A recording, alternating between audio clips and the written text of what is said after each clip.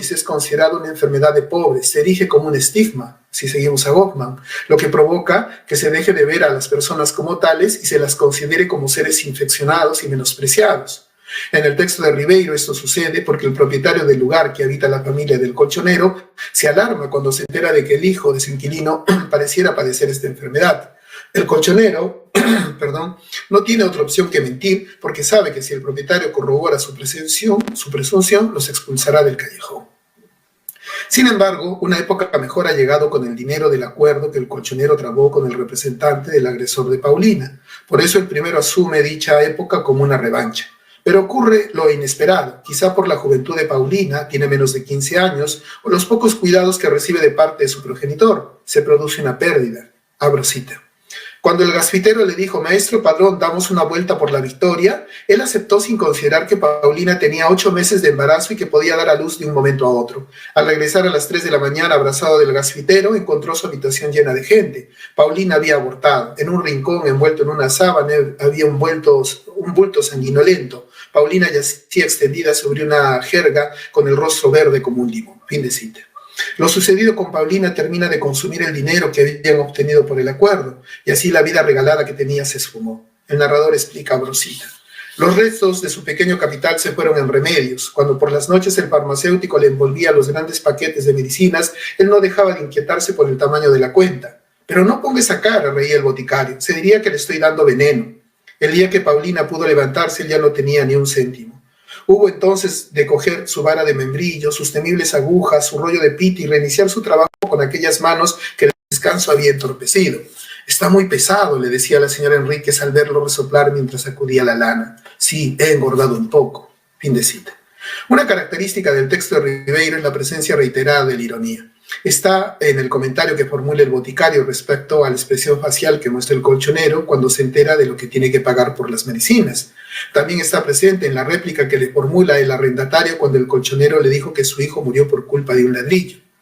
Otra cuestión es que esa vida de confort se acabó y el colchonero tuvo que volver a trabajar, situación que se le hace difícil, ya que de algún modo ya se había acostumbrado a no hacer nada salvo disfrutar.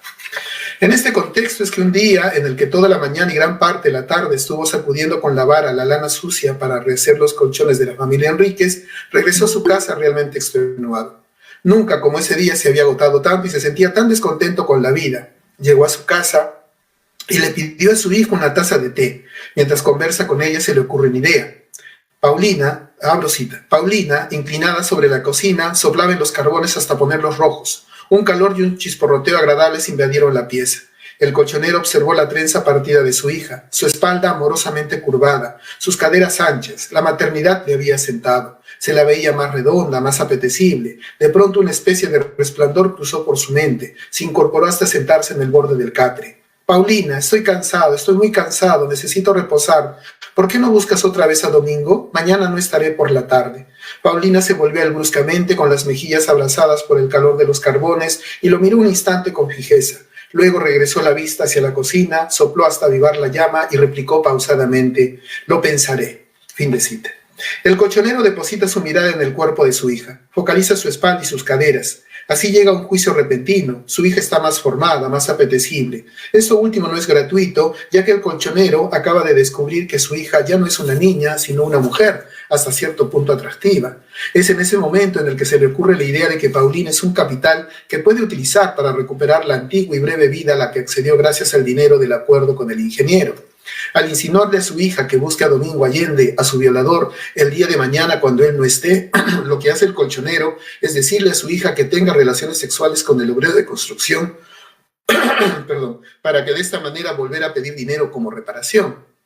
A diferencia de lo que ocurrió cuando el colchonero recibió dinero por no denunciar a Allende, en el que trató a su hija como una cosa, ya que jamás le pidió alguna opinión respecto al acuerdo que trabó con el ingeniero, y Allende, en esta ocasión, el estatuto que le reconoce a Paulina es la de un objeto e incluso un instrumento, ya que el colchonero asume una posición activa en esta situación. Él está instigando a su hija que busque al obrero de construcción, ¿no? O sea, en un primer momento la hija es vista como una cosa que no tiene voluntad, ¿no? Que no se asume su voz, ¿no? Pero en un segundo momento, ¿no? Cuando la ve más redonda, más apetitosa, ya no la ve simplemente como una cosa, sino como un objeto.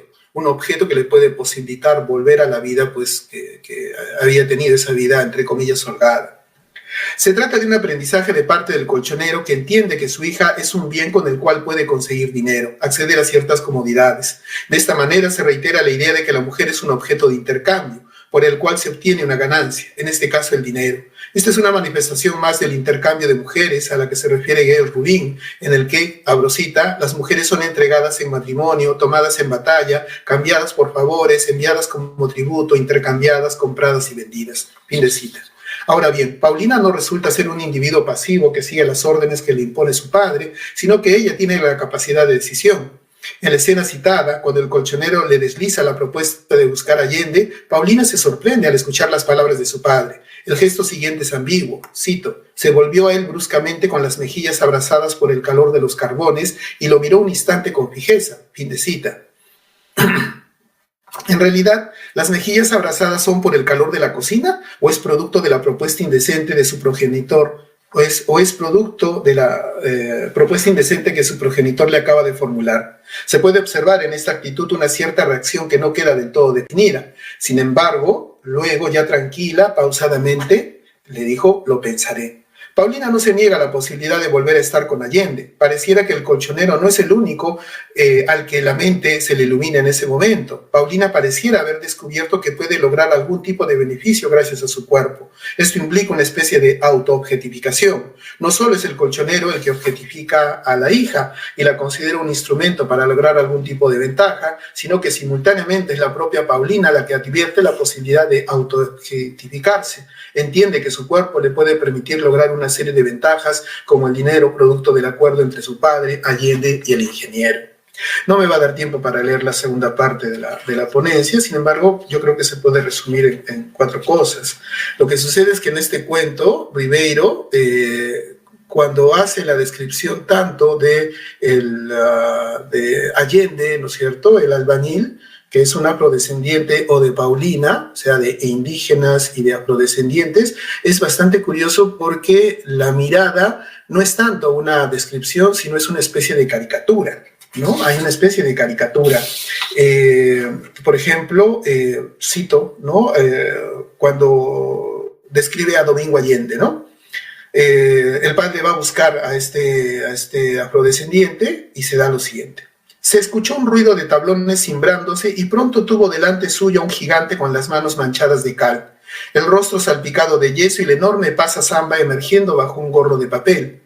No solo decayeron sus intenciones belicosas, sino que fue convencido por una lógica que provenía más de los músculos que de las palabras, que Paulina era la culpable de todo, ¿no? Entonces, hay algo bien curioso en los cuentos de Ribeiro, y es que cuando se describe tanto a afrodescendientes como a personajes andinos y mestizos, no hay tanto una descripción, sino estamos ante caricaturas, ¿no es cierto? Estamos ante caricaturas. Hay una mirada, digamos, bastante estereotipada sobre este tipo de personajes, ¿no? Muy bien, muchas gracias.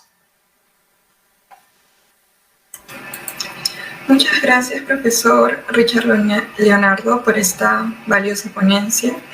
Lamentablemente el tiempo apremia. Bueno, ya no queda tiempo para más preguntas y concluimos así esta mesa. Expresamos nuestro agradecimiento a los expositores y a todos los que nos acompañan.